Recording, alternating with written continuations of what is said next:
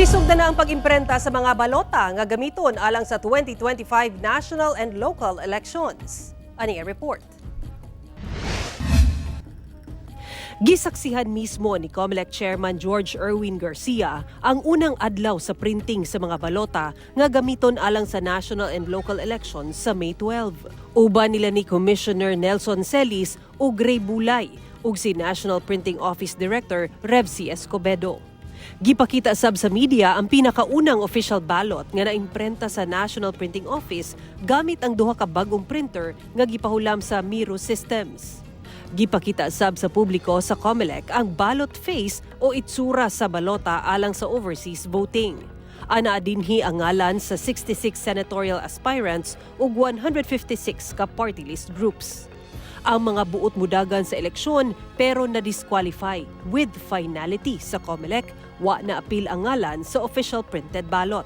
Basta yung kandidato, ang desisyon sa kanya, final and executory, wala ang pangalan sa balota. Kung sakali mang may aksyon ang Korte Suprema later, then the COMELEC will find a way to comply with the decision or order of the Supreme Court. Sumala sa COMELEC, 950,000 ka balota kada adlaw ang target nila nga maimprenta aron mahuman nila ang 73 million ballots sulod sa 77 days o hangtod tunga-tunga sa Abril. Nangandam sab daw sila in kaso nga magkaaperya. Kung sakali na hindi natin ma-reach ang gusto nating bilang ng balota na meron tayo sa gusto natin sa bawat araw, nandiyan naman ang ibang machine ng National Printing Office. The COMELEC will do everything necessary just to ensure that all supplies, all forms are ready by the time na dapat na andyan na ang ating halala. Gisugda na sabang audit sa Pro-VNV, usa ka international certifying entity sa usa sa data center para sa eleksyon 2025.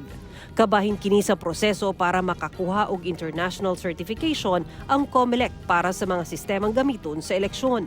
Sa Domingo, January 12 na magsugod ang election period, kanusa sab magsugod ang nationwide gun ban.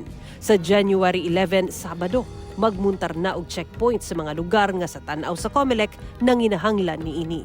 Sara Hilomen Velasco, 1 Mindanao.